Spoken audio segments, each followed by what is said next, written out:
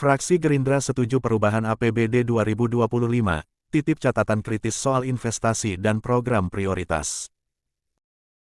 Kami hormati, selain beberapa catatan di atas, fraksi Gerindra ingin memberikan masukan sebagai berikut: mencermati kondisi fiskal yang Partai Gerindra mencermati dan menganalisa rancangan peraturan daerah tentang perubahan anggaran pendapatan dan belanja daerah tahun anggaran 2025.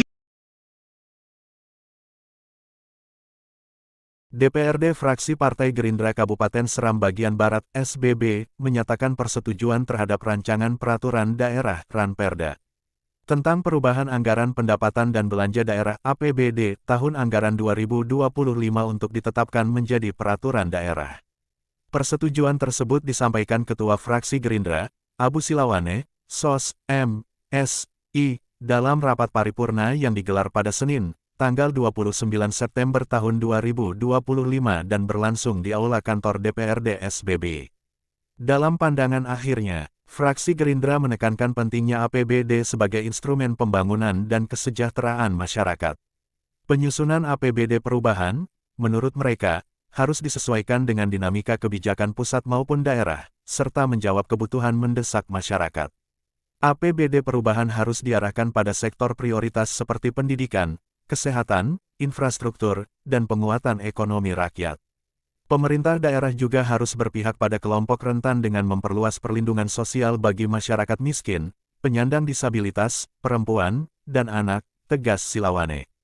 Gerindra juga memberi catatan penting agar setiap program dan belanja daerah lebih selektif, efektif, serta tidak menimbulkan silpa besar di akhir tahun.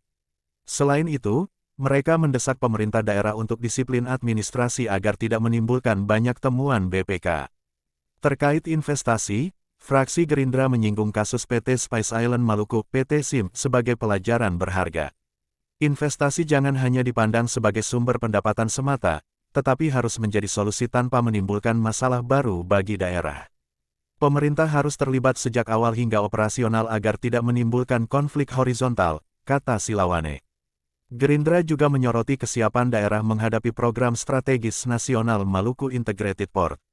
Menurut mereka, OPD harus mulai mengidentifikasi potensi penerimaan daerah dari berbagai sektor dan menyiapkan perangkat hukum yang melindungi sumber daya alam.